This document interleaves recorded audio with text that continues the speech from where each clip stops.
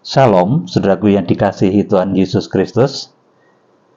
Kali ini saya akan menyampaikan mengenai urut-urutan peristiwa yang terjadi sebelum kedatangan Tuhan Yesus Kristus. Tepatnya adalah 7 tahun sebelum kedatangan Tuhan Yesus Kristus. Sebenarnya ada 7 tahun masa kelimpahan, tetapi saya tidak akan menyampaikannya karena itu bukan yang menjadi fokus untuk saya terangkan kali ini. Dan kali ini saya akan menerangkan mengenai 7 tahun masa kelaparan besar yang akan terjadi sebelum Tuhan Yesus Kristus datang. Dan di dalam rentang 7 tahun itu akan terjadi apa saja, kita harus memahaminya supaya saudara tidak terombang-ambing oleh ajaran-ajaran yang tidak jelas, supaya kita semua terbimbing masuk kepada program dan rencana Tuhan di akhir zaman yang semuanya sangat detail, semuanya sangat rapi. Saudara yang dikasihi Tuhan, jadi sebelum kedatangan Tuhan Yesus Kristus itu ada 7 tahun yang saya sebut sebagai masa kelaparan. Ini terjadi antara A, ini yang saya tunjuk dengan kursor, ini sampai dengan E. Jadi ada masa dari A sampai E, ini merupakan masa 7 tahun terakhir sebelum kedatangan Tuhan Yesus Kristus. Dan apa tandanya kalau kita itu sudah memasuki 7 tahun terakhir tersebut? Nah, saudara, seperti Tuhan Yesus berulang-ulang juga katakan mengenai saat dan waktu, mengenai hari kapan, tanggal berapa, bulan berapa, tahun berapa, tentunya ini tidak boleh dikatakan. Tuhan Yesus pun ketika ditanya juga tidak mengatakan hal tersebut. Oleh karena itu saya akan memberikan tanda-tandanya saja ketika kita masuk di dalam 7 tahun terakhir. Dan kita harus cermat ketika melihat tanda-tanda ini. Seperti halnya orang Majus itu cermat melihat petunjuk bintang. Jadi bintang itu kan kecil, saudaraku. Nah, orang Majus itu begitu teliti. Saudara, langsung saja saya akan terangkan dari awal kita masuk di 7 tahun terakhir itu tandanya apa. Ini terjadi di A, saudaraku. Yang saya tunjuk ini dengan kursor ini, saudaraku, terjadi di A. Ini kita masuk di 7 tahun terakhir. Itu tandanya apa? Tandanya adalah terjadinya penyucian dan pendamaian yang begitu dahsyat untuk gereja-gereja di seluruh penjuru bumi. Dan juga ditandai dengan munculnya 7 bintang yang digenggam di tangan kanan Tuhan Yesus Kristus. Jadi munculnya 7 bintang atau 7 hamba Tuhan yang nanti menjadi pelaksana atau eksekutor dari segala yang terjadi di dalam kitab Wahyu. Jadi saudara harap mengerti bahwa tanpa peran ke-7 bintang ini maka kitab Wahyu nggak akan bisa terbuka, saudaraku. Karena nanti yang akan melaksanakan penyucian terhadap jemaat-jemaat di akhir zaman itu dipimpin oleh ke-7 bintang itu. Kemudian pelaksanaan penghukuman 7 meterai itu juga pelaksananya itu adalah 7 bintang tersebut. Kemudian penghukuman 7 sangkakala itu pelaksananya juga adalah 7 hamba Tuhan tersebut. Kemudian 7 cawan murka Allah itu pelaksananya juga adalah 7 bintang yang digenggam di tangan kanan Tuhan Yesus. Jadi tanda bahwa kita masuk di A, kita masuk pada 7 tahun terakhir. Jadi tahunnya saya nggak mau sebut ya, saudaraku. Tuhan Yesus pun ditanya berulang-ulang juga nggak jawab. Saudaraku, demikian pula saya akan meniru apa yang Tuhan Yesus teladankan. Saya nggak akan sampaikan tahun berapa kita masuk di 7 tahun terakhir itu, saya nggak akan sampaikan, tetapi saudara harus waspada sendiri, seperti kewaspadaannya orang Majus menitik atau melihat tanda bintang. Jadi tanda dari bahwa kita masuk kepada 7 tahun terakhir itu, pertama, tampilnya Tuhan Yesus Kristus sebagai imam besar agung. Jadi terjadi penyucian dan pendamaian yang begitu dahsyat di muka bumi ini. Lipatan-lipatan dosa jemaat itu akan dikoreksi, dari dosa yang paling kecil sampai dosa yang paling besar, dari dosa di mezbah korban bakaran, itu dosanya jemaat Laodikia, sampai dosa yang sangat kecil, jemaat Philadelphia, itu ada dosanya juga, saudaraku. Karena di dalam pola bait suci nanti kita akan menemukan secara jelas ketujuh jemaat itu masing-masing memiliki kekurangan dan kelebihan. Saudara, jadi tanda pertama bahwa kita sudah masuk di dalam 7 tahun terakhir itu munculnya 7 hamba Tuhan. Kemudian juga saudara jangan bertanya, 7 hamba Tuhan yang disebut dalam kitab Wahyu pasal 1 ayat 16 itu namanya siapa saja. Saudara jangan tanya begitu, tetapi lihatlah dari kiprahnya, lihatlah dari karyanya. Saudaraku, kalau bintang atau hamba Tuhan yang menjadi petunjuk atau memenuhi syarat di dalam kegenapan Wahyu pasal 1 ayat 16 itu tentunya bersifat bintang. Bintang itu artinya apa? Bisa dilihat dari berbagai tempat. Dari Indonesia melihat, dari Jakarta melihat, dari Bali melihat, dari Medan melihat, dari Cina melihat, dari Amerika melihat. Jadi hamba Tuhan yang perkataannya itu ditaati atau bisa menjadi petunjuk bagi banyak orang. Saudaraku, seperti halnya bintang.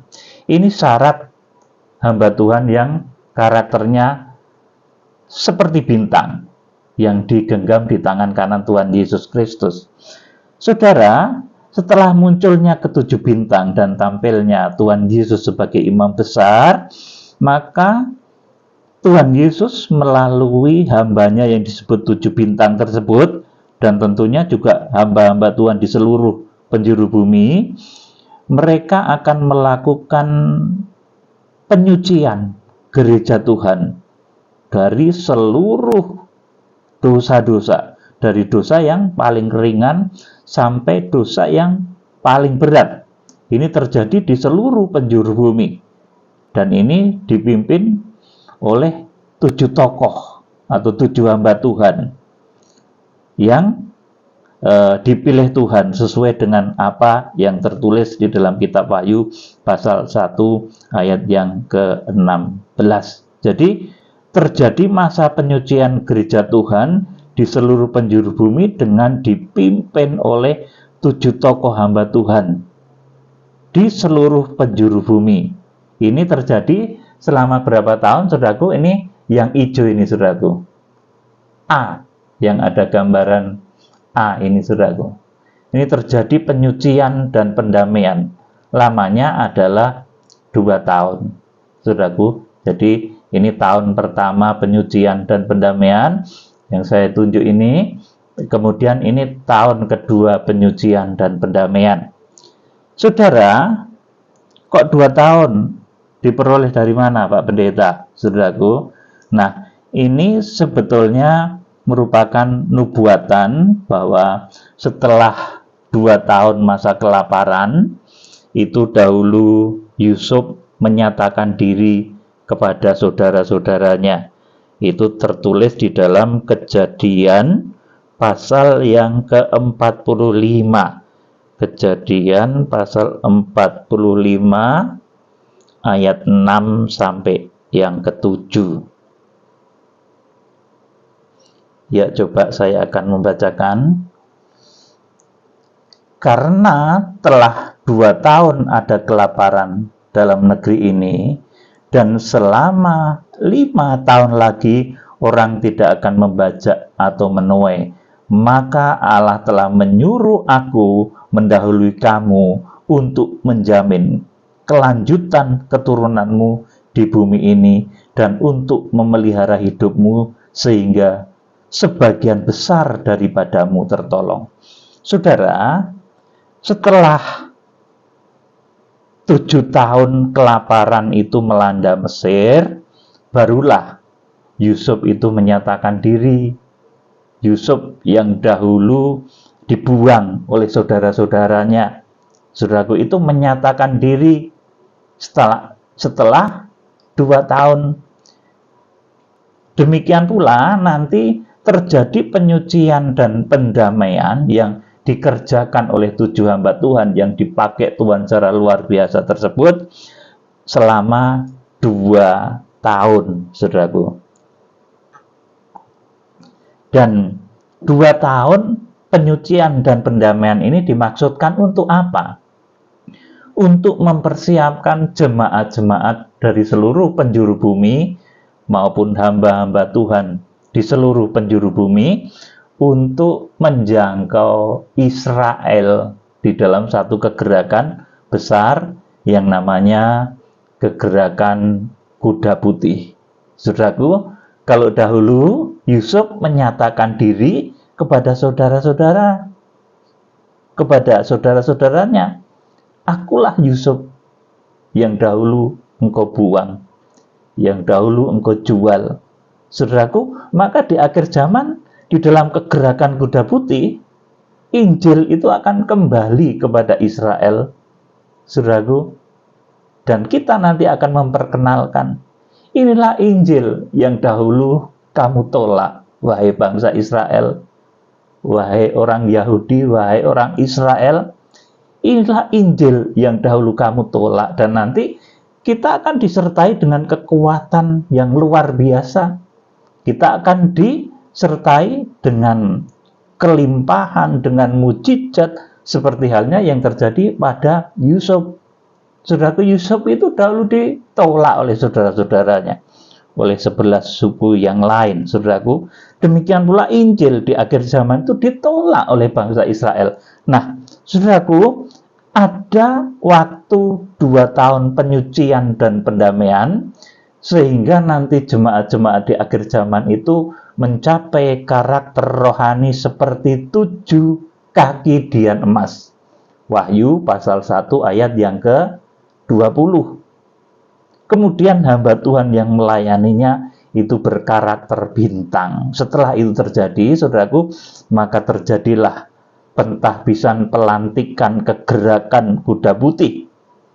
Saudaraku, jadi setelah 2 tahun kita masuk di dalam 7 tahun terakhir, di dalam 7 tahun masa kelaparan, nanti kita akan dipakai oleh Tuhan untuk menjangkau Israel di dalam kegerakan besar yang namanya kegerakan kuda putih. Ini terjadi di B ini, saudaraku, yang biru ini, saudaraku. Jadi, seperti yang saya canangkan, saya juga tidak akan menyampaikan bahwa kegerakan kuda putih itu dimulai tanggal berapa, bulan berapa, tahun berapa. Saya tidak akan ngomong seperti itu, saudaraku. Tetapi kita akan melihat tanda-tandanya saja, saudaraku. Karena di dalam kegerakan kuda putih yang nanti pelaksanaannya itu di dalam kitab Wahyu pasal yang ke-6 ayat 1 dan 2, kemudian diikuti dengan rentetan bencana, rentetan hukuman meterai yang lain, sampai nanti menghasilkan bahwa bangsa Israel itu bisa dimeteraikan. 144.000 dari suku keturunan Israel itu dimeteraikan di Wahyu pasal yang ke-7 ayat 1 sampai ke-4. Saudara, jadi di B dan C, antara B dan C, ini masa kegerakan kuda putih, saudaraku. Ini yang saat ini mulai tahun kemarin saya canangkan, saya gembar-gemborkan. Kalau saya mencanangkan, saya menyampaikan itu, saudaraku, bukan berarti ketika saya mencanangkan itu langsung mulai ke gerakan kuda putih, tetapi ini melalui proses sampai dengan kita nanti berhasil, saudaraku, menggalang hamba-hamba Tuhan, berhasil menggalang jemaat-jemaat Tuhan untuk bersatu, memiliki keterbebanan hati untuk menjangkau bangsa Israel dan mewujudkannya. Saudaraku, nah, kalau sudah itu terjadi, hamba-hamba Tuhan sudah bisa bersatu, memiliki keterbebanan menjangkau Israel, jemaat-jemaat dari seluruh penjuru bumi juga sudah memiliki keterbebanan untuk menjangkau bangsa Israel, maka di B sampai dengan C, ini lamanya 9 bulan, saudaraku. Ini lamanya 9 bulan antara B dan C. Kegerakan kuda putih itu terjadi antara B dan C. Pelaksanaan kegerakan kuda putih itu terjadi di dalam kitab Wahyu pasal yang ke-6 ayat 1 dan kedua. Dan penunggang-penunggang kuda itu, saudaraku, sudah saya terangkan bolak-balik, itu adalah hamba-hamba Tuhan yang sudah, saudaraku, diutus secara khusus bertemu muka dengan Tuhan dan diutus. Makanya di dalam kitab Nabi Zakaria, mereka semua adalah hamba-hamba yang sudah pernah memiliki pengalaman bertemu muka dengan Tuhan. Saudaraku, jadi 9 bulan kegerakan menjangkau bangsa Israel ini terjadi, saudaraku, di dalam kitab Wahyu pasal yang ke-6 ayat 1 dan 2, nanti kemudian hasilnya Wahyu pasal yang ke-7 ayat 1 sampai 4 nanti akan menghasilkan 144.000 orang yang dimeteraikan dari semua suku keturunan Israel. Jadi ini 9 bulan ya, saudaraku. Kalau yang kuning tadi ini masa persiapan, di mana hamba-hamba Tuhan dari seluruh penjuru bumi, jemaat-jemaat dari seluruh penjuru bumi di sini ini, saudaraku, terjadi penyucian pendamaian sampai jemaat-jemaat itu memiliki karakter laksana 7 kaki dian emas, dan hamba Tuhannya memiliki karakter seperti bintang. Nah, kemudian sesudah itu selesai, mereka akan dibawa, ditahbis untuk satu kegerakan besar yang namanya kegerakan kuda putih. Ini terjadi selama 9 bulan, saudaraku. Dan yang harus saudara ketahui, di tengah-tengah kegerakan kuda putih yang lamanya nanti kalau sudah dikerjakan itu adalah 9 bulan, itu nanti akan meletus satu perang yang besar yang memakan korban 1/4 penduduk bumi. Dan ini, saudaraku, ditulis di dalam kitab Wahyu pasal 6 ayat 7 sampai yang ke-8. Ini jadi di tengah-tengah kita menjangkau bangsa Israel, saudaraku, kita akan membaca saja Wahyu pasal 6 ayat 7 sampai 8 ya. Di tengah-tengah kita menjangkau bangsa Israel itu bukan di tengah-tengah suasana yang enak, di tengah suasana KKR yang begitu mudah, tapi justru di tengah-tengah suasana dunia yang tidak nyaman, di tengah-tengah meluncurnya kuda merah, hilangnya damai sejahtera, orang-orang saling memerangi. Kemudian, saudaraku, di tengah suasana resesi, krisis, meluncurnya kuda hitam. Kemudian puncaknya nanti, saudaraku, ditandai dengan meletusnya satu perang besar yang memakan korban 1/4 penduduk bumi. Coba saya akan bacakan. Ini yang terjadi, yang menandai bahwa kegerakan kuda putih itu sudah terjadi, saudaraku. Dan ketika anak domba itu membuka meterai yang keempat, aku mendengar suara makhluk yang keempat berkata, "Mari." Dan aku melihat sesungguhnya ada seekor kuda hijau kuning dan orang yang menungganginya bernama Maut, dan kerajaan maut mengikutinya, dan kepada mereka diberikan kuasa atas 1/4 dari bumi untuk membunuh dengan pedang dan dengan kelaparan dan sampar dan dengan binatang-binatang buas yang di bumi. Jadi di tengah-tengah kegerakan kuda putih itu nanti akan meletus satu perang besar yang akan menyebabkan 1/4 penduduk bumi itu mati. Saudara, ini di tengah-tengah kegerakan kuda putih untuk mempertobatkan Israel supaya menerima Tuhan Yesus, bahwa Tuhan Yesus itu adalah Mesias yang dijanjikan, bahwa Tuhan Yesus itu adalah juru selamat dunia. Israel itu sampai sekarang belum terima, saudaraku. Sebagian besar dari bangsa Israel yang saat ini ada sekitar 9 juta dari warga Israel, saudaraku, itu sebagian besar belum terima. Bahkan Kristen di sana itu termasuk, saudaraku, orang percaya Tuhan Yesus itu di sana termasuk minoritas, saudaraku. Cuma ada sekitar 70.000 atau 80.000, saudaraku. Kalau kita terjemahkan secara hurufiah, menurut Wahyu pasal 7 ayat 1-4 itu masih kurang, saudaraku. Jadi kegerakan kuda putih itu, saudaraku, nanti yang mengerjakan siapa? Kita semua, saudaraku. Orang-orang yang sudah melalui penyucian dan pendamaian selama 2 tahun tadi. Kita semua akan dipakai, akan dilantik oleh Tuhan di dalam kegerakan besar untuk menjangkau Israel. Saudaraku, menjangkau bangsa Israel itu bukan nanti semua orang harus berangkat ke Israel, tentunya tidak, saudaraku. Nanti adalah tim saja, adalah orang-orang yang memang harus ke sana, saudaraku. Jadi kegerakan kuda putih ini berjalan bukan di tengah-tengah suasana yang enak-enak, suasana yang nyaman-nyaman, tidak, tetapi di tengah-tengah suasana hilangnya damai sejahtera, di tengah-tengah suasana resesi. Saudara lihat nanti yang akan terjadi apa setelah ini. Kemudian akan terjadi satu perang besar yang akan memakan korban 1/4 penduduk bumi. Nah, saudara, kalau itu sudah terjadi, maka pemeteraian Israel itu sudah dekat. Saudaraku, jadi 9 bulan yang biru ini, saudaraku, antara B dan C, ini saudaraku, ini terjadi selama 9 bulan.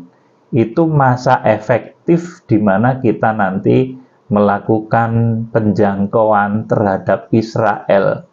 Masa efektif di mana orang-orang yang dipakai untuk menjangkau Israel itu nanti akan bekerja secara efektif, itu nanti lamanya cuma 9 bulan, saudaraku. Dan di tengah-tengah masa itu nanti akan meletus satu perang besar yang menelan korban 1/4 penduduk bumi. Ya, saudaraku. Dan akhir dari kegerakan kuda putih itu nanti terjadinya pemeteraian atas bangsa Israel yang tertulis di dalam kitab Wahyu pasal yang ke-7 ayat 1 sampai dengan yang ke-4.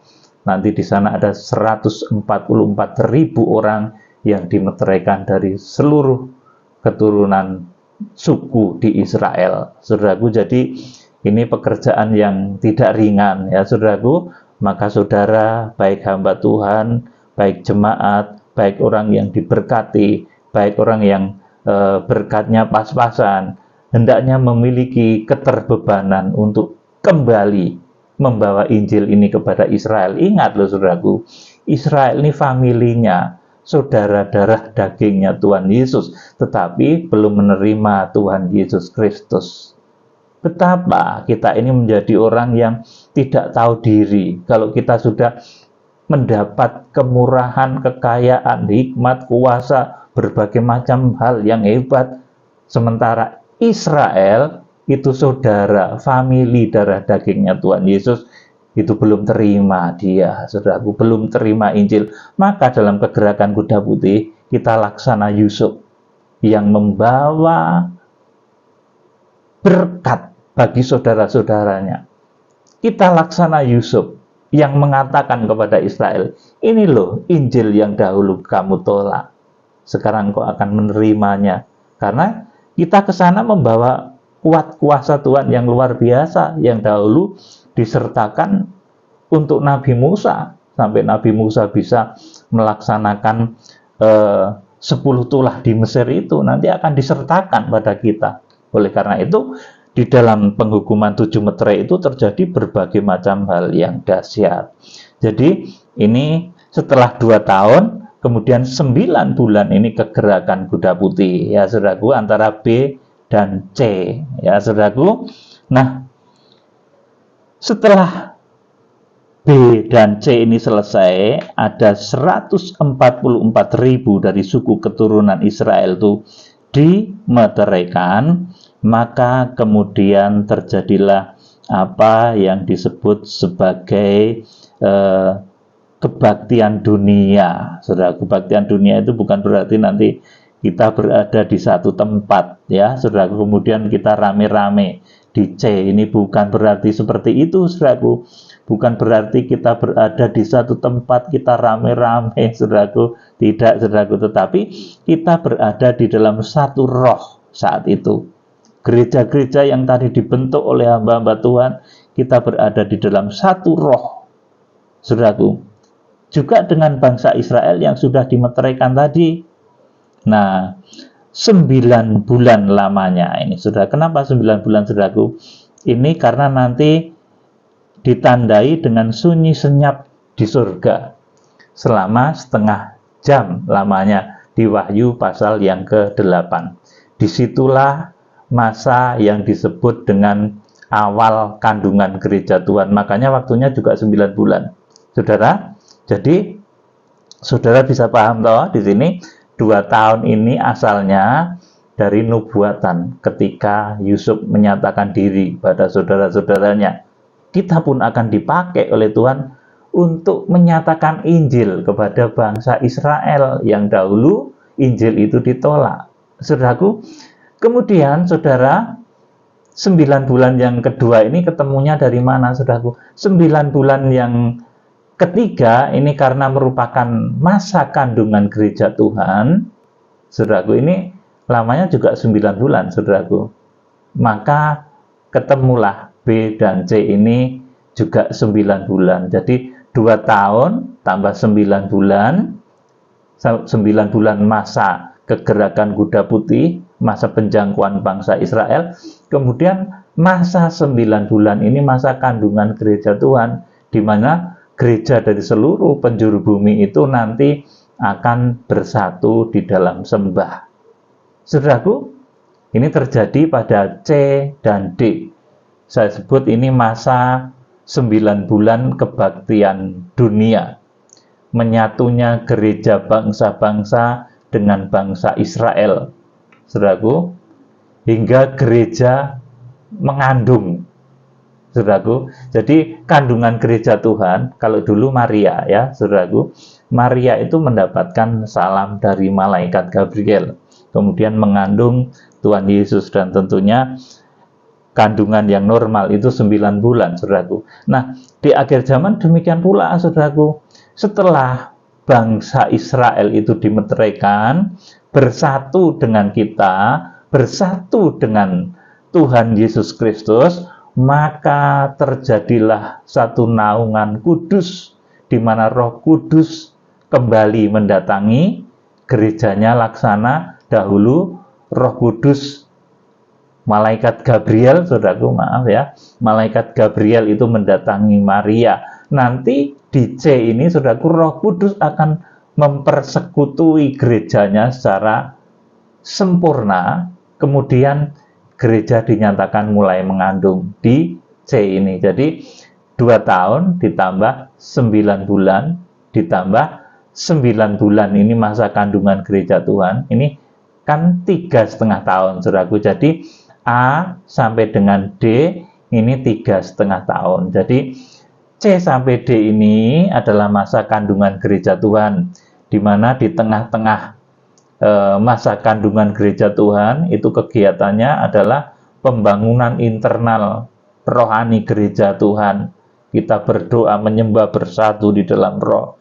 Karena dunia saat itu sudah gonjang-ganjing, saudaraku. Saudara yang dikasihi Tuhan, saat C dan D ini berjalan, saat kandungan gereja Tuhan itu terjadi, saat gereja-gereja dari seluruh penjuru bumi itu bersatu di dalam doa, di dalam roh, saudaraku, maka terjadi pula penghukuman 7 sangkakala. Saudaraku, jadi antara C dan D ini terjadi penghukuman 7 sangkakala. Dan salah satu sangkakala itu nanti, saudaraku, menimbulkan perang yang besar lagi di dalam Wahyu pasal 9 ayat 13-16, itu nanti akan mengakibatkan matinya 1/3 penduduk bumi. Saudaraku, ini belum harpaso loh, saudaraku, semua masih berada di bumi. Jadi dari A sampai D ini semua masih berwujud manusia seperti kita ini, masih manusia biasa, saudaraku, belum harpaso, belum diubahkan. Saudaraku, kita akan melalui masa-masa penghukuman 7 meterai itu kita jalani, saudaraku. 7 sangkakala kita juga masih tahu, saudaraku. Cuma nanti ketika 7 cawan murka Allah, nanti kita sudah harpaso yang memenuhi ukuran Tuhan. Saudara, jadi di tengah-tengah masa kandungan gereja Tuhan yang lamanya 9 bulan, itu nanti akan terjadi satu perang besar lagi yang menelan korban 1/3 penduduk bumi. Jadi jaraknya pendek ya, saudaraku, 9 bulan dan 9 bulan itu akan ada perang yang memakan korban sedemikian besar. Saudaraku, saudara bisa bayangkan kalau perang nuklir itu terjadi, memang jaraknya nggak akan begitu lama, saudaraku. Saudara yang dikasihi Tuhan, antara C dan D ini pula, saudaraku, terjadinya Wahyu pasal 10 ayat 1-11. Nah, ini yang saya beri tanda merah ini. Di sini disebut sebagai munculnya malaikat sang surya. Itu tokoh yang mengkomando dari kegerakan kitab Wahyu yang dikatakan turun dari langit, saudaraku. Artinya apa, saudaraku? Mereka memiliki tokoh ini memiliki pengalaman seperti Rasul Paulus harpaso, dibawa ke surga ke tingkat yang ketiga, saudaraku, muncul dari langit, turun dari langit. Itu terjadinya antara C dan D ini, saudaraku. Jadi Wahyu pasal 10 itu terjadi antara C dan D. Munculnya malaikat sang surya itu terjadi antara C dan D, saudaraku. Dan malaikat sang surya atau tokoh dari timur, malaikat, kalau di dalam Yesaya 46 digambarkan itu malaikat burung Garuda, saudaraku. Malaikat unggas nasar, tokoh dari Masyrik, tokoh dari timur, itu munculnya di sini untuk memberi pengumuman mengenai hari harpaso, hari pengungsian, dan masa antikris. Jadi Tuhan itu jenius, saudaraku. Yang diberitahukan itu bukan waktu kedatangannya, tetapi kapan hari harpaso itu terjadi, kapan hari pengungsian itu terjadi, kapan masa antikris itu terjadi. Dan itu satu ketika loh, saudaraku.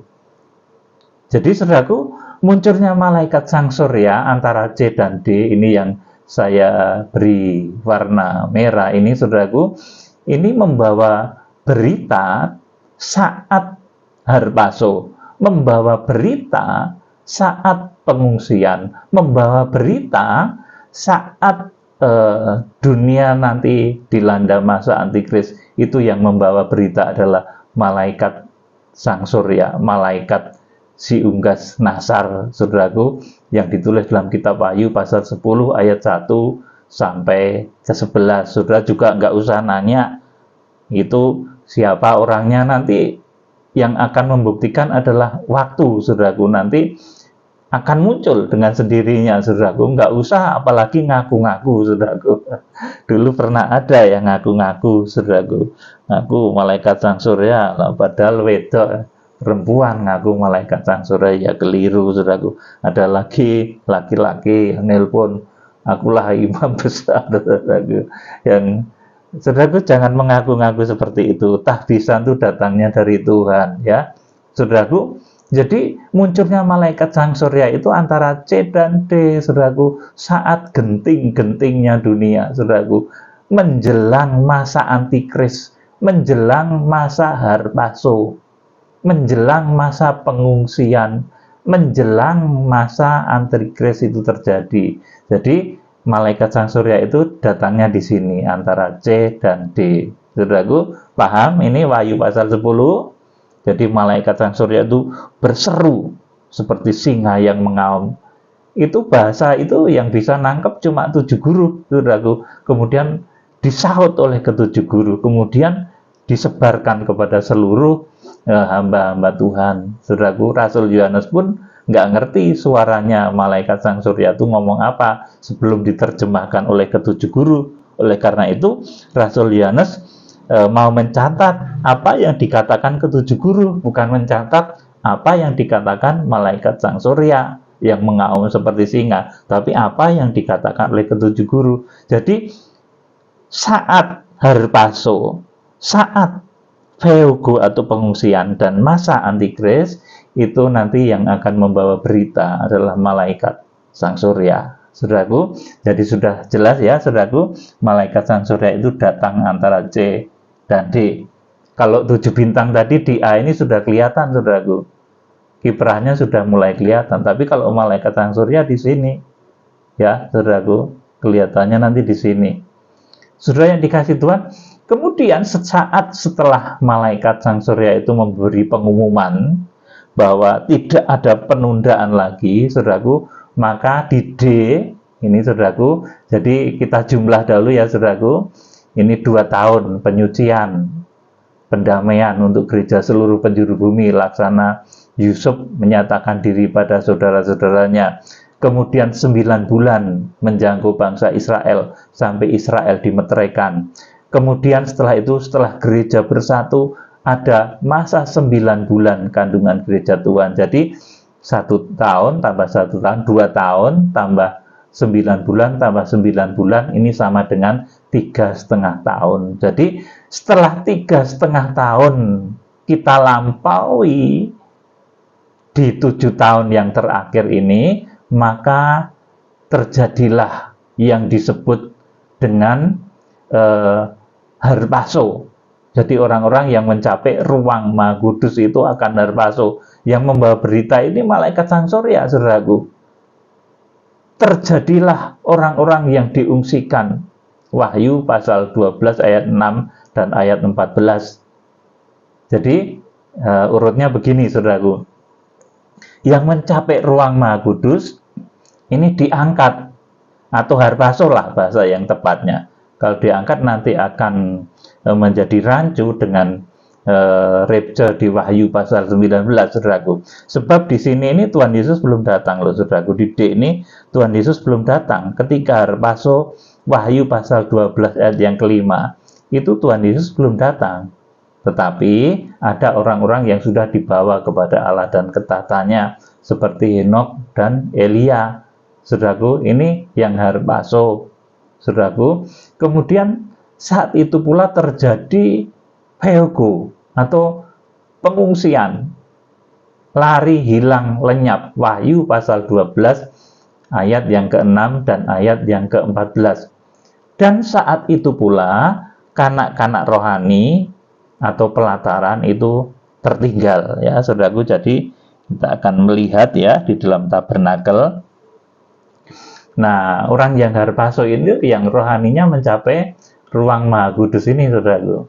Ini harpaso, langsung dibawa kepada Allah dan ketatannya. Wahyu 12 ayat yang kelima. Kemudian orang yang mencapai rohani ruang kudus, yang memiliki tanda pelita emas, meja roti sajian, dan mezbah dupa. Ini, saudaraku, ini diungsikan atau Feogo. ke eremos, ke padang belantara pengungsian. Ya, saudaraku, itu Wahyu pasal 12 ayat yang ke-6, ayat yang ke-14 itu yang rohaninya di sini ini. Kalau yang harpaso itu rohaninya di sini, saudaraku. Jadi luar biasa. Ini seperti Henok, seperti Elia, saudaraku. Kemudian yang rohaninya di sini nanti akan diungsikan atau peogo bahasa Alkitabnya. Saudaraku, itu sudah saya terangkan berulang-ulang bagaimana prosesnya ya, saudaraku. Jadi yang diungsikan tuh adalah orang-orang yang mencapai tingkatan rohani ruang suci atau ruang kudus. Kemudian yang diizinkan diperangi oleh naga itu adalah kanak-kanak rohani. Ini pelataran, saudaraku. Pelataran itu bagian yang paling luas. Artinya apa? Ini justru nanti sebagian besar orang Kristen, saudaraku. Sebagian orang Kristen atau zona nyaman itu ternyata adalah pelataran, saudaraku. Jadi pelataran itu paling luas ya, saudaraku. Ini paling luas. Kalau saudara membaca di dalam ilmu tabernakel, maka ini luas tabernakel itu, saudaraku. Ini 50 hasta, ke sini sampai sini ini 50 hasta, kemudian panjangnya itu 100 hasta, jadi 5000 hasta. Kemudian ruang kudus ini lebih sedikit lagi, yang diungsikan itu lebih sedikit lagi. Kemudian apalagi yang harpaso ini lebih sedikit lagi, saudaraku. Tapi usahakan supaya saudara itu terukur menjadi bait suci Allah seperti Wahyu pasal yang ke-11. Maka diberikan kepadaku sebuah buluh seperti tongkat-tongkat pengukur rupanya. Ukurlah bait suci Allah dan yang ada di dalamnya tuh ini, saudaraku. Ini diukur, saudaraku. Dan mesbah itu ini. Tusiasterion, mesbah korban bakaran diangkat. Jadi pada masa antikris itu nggak ada pengorbanan. Orang nggak boleh berkorban lagi, saudaraku. Jadi kalau ada roh yang mengatakan persembahan kepada pekerjaan Tuhan itu nggak penting, itu roh antikris, saudaraku. Persembahan itu penting. Sampai nanti masa antikris itu terjadi, baru memang yang melarang persembahan itu roh antikris, saudaraku. Saudaraku yang dikasih Tuhan, jadi yang ruang maha kudus ini akan harpaso, yang ruang kudus ini diungsikan, yang pelataran ini nanti terpaksa diizinkan diperangi oleh naga. Saudaraku, kembali kita akan membahas di peta kitab Wahyu. Ya, saudaraku, di D ini nanti, saudaraku, ketika 3,5 tahun dari 7 tahun terakhir itu kita lewati, maka di D ini setelah pengumuman yang dibawa oleh malaikat sang surya tentang hari harpaso, hari peogo atau pengungsian, dan hari masa antikris itu kapan terjadinya, saudaraku, itu mau ditulis dulu sama Rasul Yohanes. Maka aku mau menuliskan apa yang dikatakan oleh ketujuh guru itu, tetapi ada suatu suara dari surga yang mengatakan, janganlah engkau menuliskannya. Saudaraku, ya ini saya nggak baca, tapi saya hafal ya, saudaraku. Jadi, saudaraku, setelah ada pengumuman dari malaikat sang surya itu, saudaraku, maka saudaraku sesaat kemudian, tidak berselang lama, ini waktunya pendek sekali, saya belum bertanya sama Tuhan antara pengumuman yang disampaikan malaikat sang surya dengan pelaksanaan harpaso itu berapa lama. Ini saya belum bertanya pada Tuhan ya, saudaraku. Jadi di pertengahan ke-7 tahun ini akan terjadi harpaso. Itu orang-orang yang mencapai ruang maha kudus rohaninya. Kemudian orang-orang yang mencapai ruang kudus itu diungsikan. Wahyu pasal 12 ayat 6, ayat 14. Kemudian kanak-kanak rohani itu tertinggal dan diperangi oleh naga. Wahyu pasal yang ke-12 ayat yang ke-17, atau juga di dalam Wahyu pasal 11 ayat 1 dan 2. Saudara, setelah harpaso, Wahyu pasal 12 ayat 5 itu terjadi, kemudian saudaraku, pengungsian juga terjadi, maka di bumi ini akan terjadi masa antikris. Nah, masa antikris ini lamanya adalah 42 bulan. 5 kali Alkitab nulis. Saudaraku, Wahyu 13 ayat 5, Wahyu 11, saudaraku, kemudian Wahyu pasal yang ke-12 ayat yang ke-6 tadi, kemudian Wahyu pasal 12 ayat yang ke-14, saudaraku. Jadi masa antikris itu 42 bulan. Kemudian pada masa antikris ini, saudaraku, orang-orang yang harus masuk kemana, saudaraku? Orang-orang yang harus masuk kerja, saudaraku, ini kerja untuk mencurahkan 7 bokor murka Allah yang digambarkan di dalam kitab Wahyu pasalnya yang ke-15. Itu gambaran orang-orang yang harus masuk, saudaraku. Mereka kerja, mereka berada di dalam tubuh yang sudah diubahkan, yang kemarin saya sampaikan di dalam satu sesi belum lama ini, tentang tubuh yang sudah berada di dalam tubuh keubahan seperti tubuh kebangkitan Tuhan Yesus. Itu mereka bisa datang dan pergi bebas, saudaraku, kapanpun, kemudian bisa menghilang juga, saudaraku. Jadi orang-orang yang harus masuk itu nanti ini kerja, saudaraku. Bukan kemudian kita 3,5 tahun ini kita melayang-layang pesta-pesta gitu, tidak, saudaraku. Tapi kita kerja. Alkitab menulis, saudaraku, Wahyu pasal yang ke-15, saudaraku. Wahyu pasal 15 itu gambaran dari orang-orang yang harus masuk. Kemudian orang yang diungsikan ngapain? Orang yang diungsikan itu nanti disempurnakan, saudaraku, karena imannya belum sempurna. Disempurnakan di suatu tempat yang namanya padang belantara pengungsian atau eremos. Kalau yang harus masuk tadi, saudaraku, bekerja untuk menggenapi apa yang dikatakan oleh Rasul Paulus, bahwa orang-orang kudus akan menghakimi bumi, bahwa orang-orang kudus akan menghakimi malaikat-malaikat. Itu dimulai dari sini, saudaraku, dengan bukti pencurahan 7 cawan murka Allah.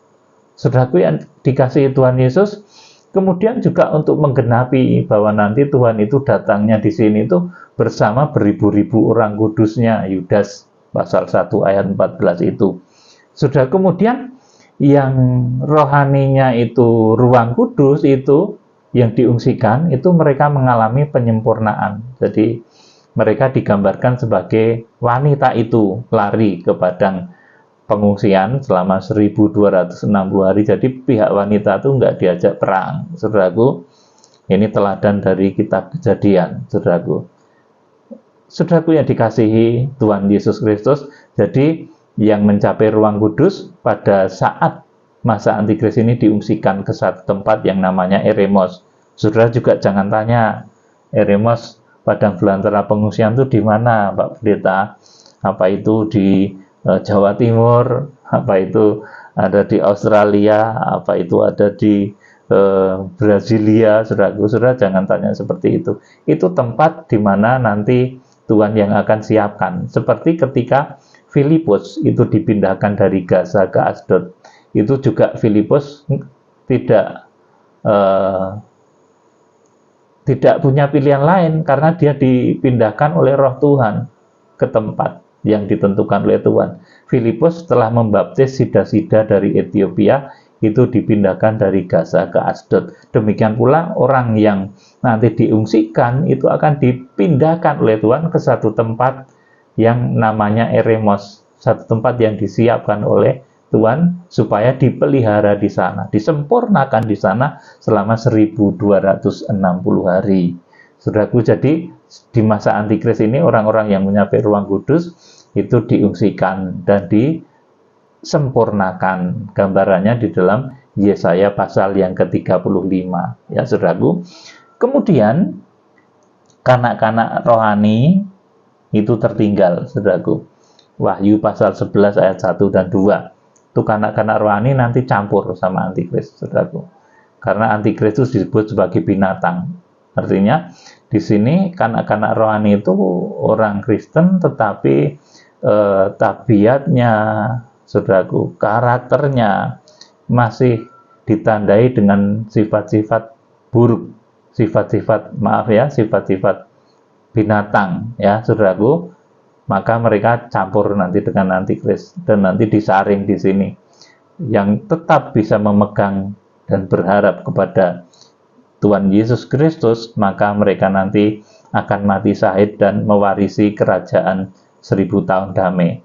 Kemudian 3,5 tahun yang kedua ini juga masa kerja dua saksi. Wahyu pasal 11 ayat 1 sampai 14. Jadi masa kerja dua saksi ini, saudaraku, itu juga 1260 hari ya, saudaraku. Kemudian saya memberitahu saudara, ini satu rahasia besar. Kalau meterai yang ketujuh, kemudian sangkakala yang ketujuh, kemudian bokor yang ketujuh, ini pelaksanaannya di sini, saudaraku. Tetapi meterai 1, 2, 3, 4, 5, 6 itu di sini. Sangkakala 1, 2, 3, 4, 5, 6 juga di sini. Tetapi saudaraku, meterai ketujuh, kemudian sangkakala ketujuh, bokor yang ketujuh itu pelaksanaannya di ini, saudaraku. Makanya saudaraku, masa kerja dua saksi itu adalah 1260 hari. Kemudian sesudah itu sangkakala yang ketujuh itu ditulis di Wahyu pasal yang ke-11 ya, saudaraku. Ditulis di dalam Wahyu pasal yang ke-11, tetapi sebetulnya menceritakan apa yang terjadi di akhir masa antikris ini, saudaraku. Bisa dipahami di sini. Jadi ya, saudaraku, masa kerja dua saksi itu 1260 hari. Kemudian setelah itu sangkakala terakhir itu mengakhiri masa kerja dua saksi. Ini terjadinya jadi di sini, saudaraku. Jadi saudara harap tahu ya, meterai yang ketujuh itu di, saudaraku, di sini. Sangkakala ketujuh itu juga di sini. Bokor ketujuh itu di sini, saudaraku. Tetapi sangkakala 1, 2, 3, 4, 5, 6 itu di sini. Maaf, ini meterai 1, 2, 3, 4, 5, 6 itu di sini, di biru ini. Kemudian sangkakala 1, 2, 3, 4, 5, 6 itu juga di sini. Tetapi, saudaraku, meterai ketujuh, sangkakala ketujuh, dan bokor ketujuh ini di sini, saudaraku. Jadi, ini satu rahasia ya. Rahasia yang kiranya saudara bisa memahami. Kemudian, saya akan terangkan ya, di biru ketika kegerakan kuda putih itu diiringi dengan meterai-meterai yang lain. Penghukuman 7 meterai itu datang dari Roh Kudus, penghukuman yang datang karena manusia menolak kasih karunia Roh Kudus. Maka saudaraku, hukumannya adalah hukuman 7 meterai, saudaraku. Dan penolakan yang paling keras itu Israel, saudaraku. Makanya perlu mengadakan kegerakan kuda putih, saudara. Kemudian 7 sangkakala ini penghukuman dari Allah Sang Putra, dari Tuhan Yesus Kristus. Karena manusia menolak kasih Tuhan Yesus Kristus, maka dunia dilanda dengan hukuman 7 sangkakala. Kemudian 7 cawan murka Allah. Ini terjadi karena manusia menolak kasih Allah Bapa. Saudaraku, jadi di akhir zaman ada 21 malapetaka yang begitu dahsyat, dan semua yang ketujuh, puncak dari malapetaka, baik meterai ketujuh, sangkakala ketujuh, maupun bokor ketujuh, itu terjadi di ini ketika Tuhan Yesus Kristus datang. Jadi apa yang terjadi ketika Tuhan Yesus Kristus datang? Jadi saya akan terangkan apa yang terjadi di ini, saudaraku. Jadi saudara sudah paham, ini 3,5 tahun yang pertama. Ini ada runtutan peristiwa penyucian pendamaian. Ini A sampai B di warna kuning. Kemudian ada kegerakan kuda putih. Ini 9 bulan. Ini di warna biru ini. Kemudian ada masa kandungan gereja Tuhan. Ini 9 bulan ini, saudaraku. Yang warna kuning ini. Kalau dijumlah, ini 2 tahun. Tambah 9 bulan. Tambah 9 bulan. Ada 3,5 tahun, saudaraku. Kemudian menjelang 3,5 tahun yang pertama itu malaikat sang surya turun dan memberikan satu ketetapan, satu pemberitahuan tentang kapan harpaso, kapan pengungsian, dan kapan masa antikris itu terjadi. Tuhan itu jenius. Yang dikatakan bukan kedatangannya, tetapi kapan harpaso, kapan pengungsian, kapan masa antikris itu terjadi. Nah, yang menyampaikan hal itu adalah malaikat sang surya yang muncul di Wahyu pasal 10. Saudaraku, nah kemudian setelah pelaksanaan harpaso, kemudian pelaksanaan pengungsian, dan setelah masa antikris ini berakhir, saudaraku, maka kemudian Tuhan Yesus Kristus datang. Tuhan Yesus Kristus datang itu urutannya apa, saudaraku? Yang pertama, ini yang mati dibangkitkan. 1 Tesalonika 4 ayat 16 sampai 17. Nah, yang mati dibangkitkan. Ini di sini, saudaraku. Nah, jadi seperti apa yang dikatakan Rasul Paulus ketika nafiri berbunyi, nafiri terakhir itu di sini, saudaraku. Bukan di sini ya, saudaraku. Nafiri terakhir itu, saudaraku. Nafiri terakhir itu terjadi di akhir tugas masa dua saksi. Dua saksi itu akhir tugasnya ya di akhir masa antikris ini, saudaraku. Tuhan Yesus datang, itu yang pertama, yang mati dibangkitkan. 1 Tesalonika 4 ayat 16 sampai 17. Kemudian yang kedua, yang diungsikan tadi, saudaraku, yang di padang belantara tadi, itu diangkat hidup-hidup. Mereka menjadi saksi, melihat orang-orang yang dibangkitkan tadi, saudaraku. Nah, ini kan dasar luar biasa, saudaraku. Kemudian yang ketiga, terjadi perjamuan kawin anak domba, atau ini bahasa lainnya pengadilan kursi Kristus. Ini pengadilan untuk orang-orang benar, saudaraku, untuk menempati tempatnya di dalam kerajaan 1000 tahun damai, saudaraku. Kemudian, saudaraku, nomor 4, setelah perjamuan kawin anak domba itu terjadi perang terakhir yang merupakan penghabisan di dalam kitab Wahyu pasal yang ke-19 ayat-ayat terakhir itu, saudaraku, di mana nabi palsu dan antikris ditangkap dan langsung dicampakkan ke dalam neraka yang kekal. Jadi penghuni neraka pertama itu antikris dan nabi palsu. Sekarang belum ada ya, saudaraku. Yang ada sekarang itu barulah yang disebut dengan alam maut atau Hades. Tetapi kalau neraka saat ini belum ada yang menghuni. Ya, kalau ada bilang yang sudah ke sana, ya itu silahkan saudara nilai dengan hikmat dan Roh Kudus. Neraka itu pertama yang menempati itu adalah antikris dan nabi palsu, sesuai dengan Wahyu pasal 19. Coba kita akan membaca. Saya akan tunjukkan pada saudara Wahyu 19 ayat yang ke-20 ya. Wahyu 19 ayat yang ke-20. Maka tertangkaplah binatang itu dan bersama-sama dengan dia nabi palsu. Binatang itu adalah antikris maksudnya. Dan nabi palsu yang telah mengadakan tanda-tanda di depan matanya, dan dengan demikian ia menyesatkan mereka yang telah menerima tanda dari binatang itu dan yang telah menyembah patungnya. Keduanya dilemparkan hidup-hidup ke dalam lautan api yang menyala-nyala oleh belerang. Jadi yang menghuni neraka pertama itu adalah antikris dan nabi palsu, saudaraku. Sekarang belum ada, saudaraku. Ibarat orang gitu, kalau sekarang itu mau dihukum masih ada di tahanan, belum diadili. Jadi diadili dulu baru nanti mereka itu dihukum di neraka sebelah mana gitu, saudaraku. Tingkatannya seperti apa begitu, saudaraku. Jadi sekarang belum ada ya yang di neraka. Kalau di alam maut sudah ada ya, saudaraku, tapi kalau di neraka belum ada.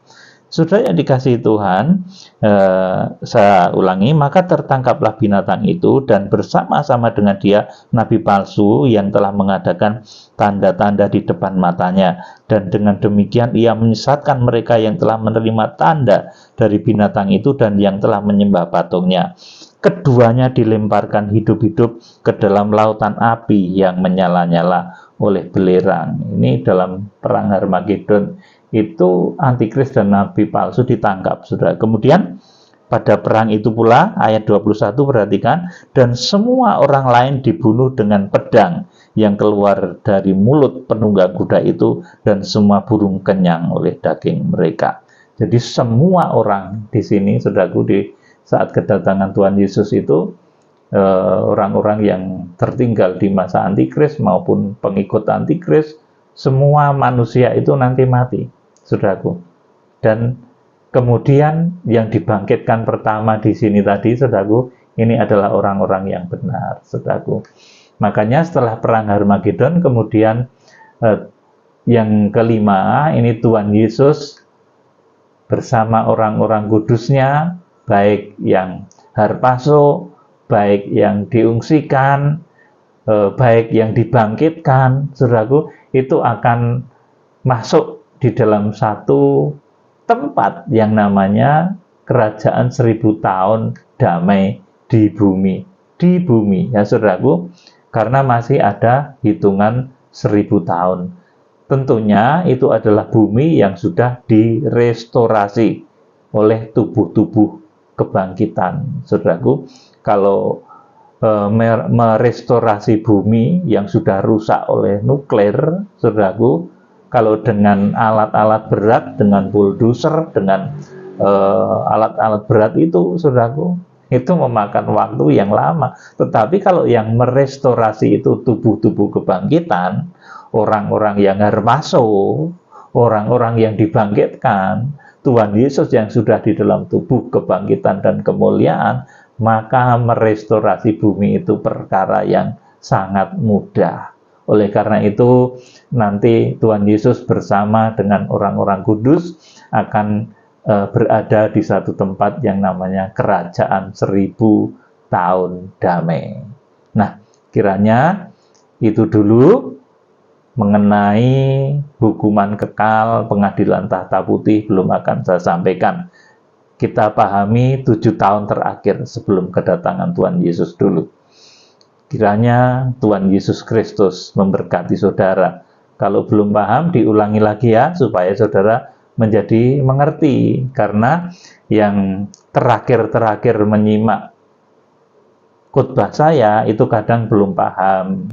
Jadi kemudian komentarnya langsung miring, karena belum paham, belum mengerti khotbah saya sejak awal tentang kronologi dari apa yang terjadi di dalam kitab Wahyu. Mereka nggak ngerti, saudara, tentang 7 bintang, tentang tata urutan kegerakan kuda putih, tentang tata urutan peniupan sangkakala, tentang masa antikris, tentang kronologis yang terjadi ini belum paham. Jadi ya harap dipahami juga. Kiranya Tuhan Yesus Kristus memberkati.